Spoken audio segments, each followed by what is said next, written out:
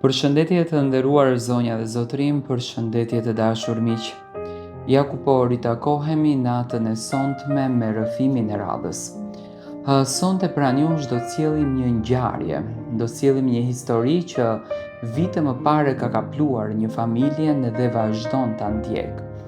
Në linjën tonë telefonike do të lidhet një grua, një zonjë e nderuar, e cila është rreth të 70-tave dhe do tregon një ngjarje të tmerrshme.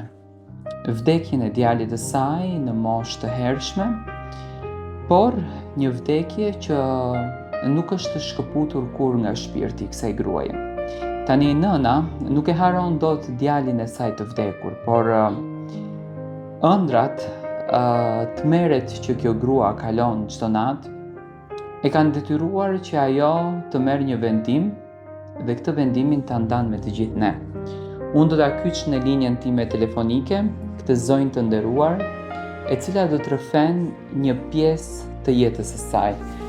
Mirëmbrëma e dashur, faleminderit shumë që pranove që edhe anonime të rrëfesh historinë tënde, ndoshta do të jetë një histori që do të ndihmoj shumë nëna. Mirëmbrëma, Të faleminderit lutem, për jush. e gjithë koha është për ty. Faleminderit. Unë jam një nënë e mirë. Para 3 vitesh, në një aksident automobilistik, e humba djalin tim të vetëm. Djalin që e rrita me vuajtje, me sakrifica. Kam punuar ditë dhe natë. Buri më vdiq në moshë shumë të re, dhe unë beta e vetme. Beta e vetme, dhe nuk t'ja nga t'ja mbaj. Beta vetëm me djalin. Fillimisht shkova t'i jetoj tek mbapi im. Por pas një viti, mbapi im në moshë të madhe shumë ndroi jetë. I ktoj edhe sot këtu sepse ne jetoni me qira. Edhe pas së vdekjes së burit, mua më nxorën nga shtëpia. Djalin e kisha 1 vjeç. Dhe u detyrova të vite jetoj tek babi. Babi përveç meja nuk kishte fëmijë të tjerë, vetëm unë edhe mami dhe babi. Kur djali mbushi 24 vjeç,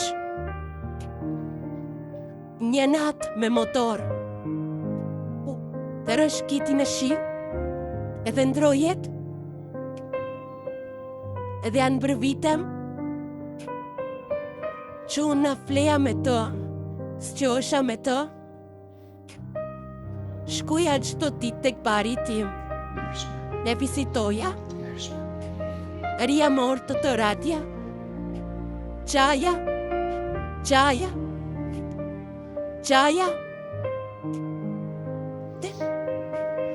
i bje trualit me të uara,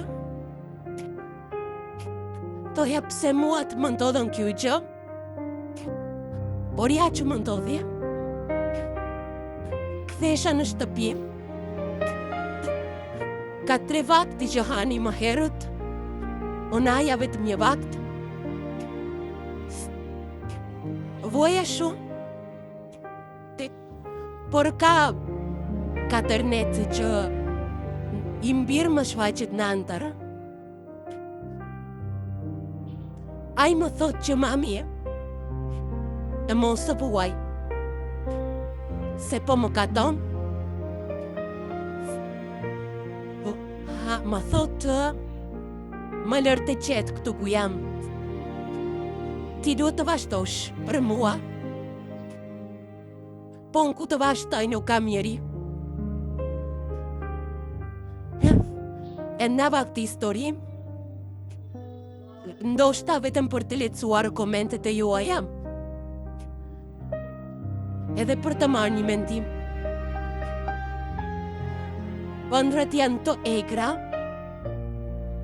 a i mundoj që mua të pëmbyt, si kur më ka marinat, si kur nuk tonë më që unë as të përmënd, as të qaj për të.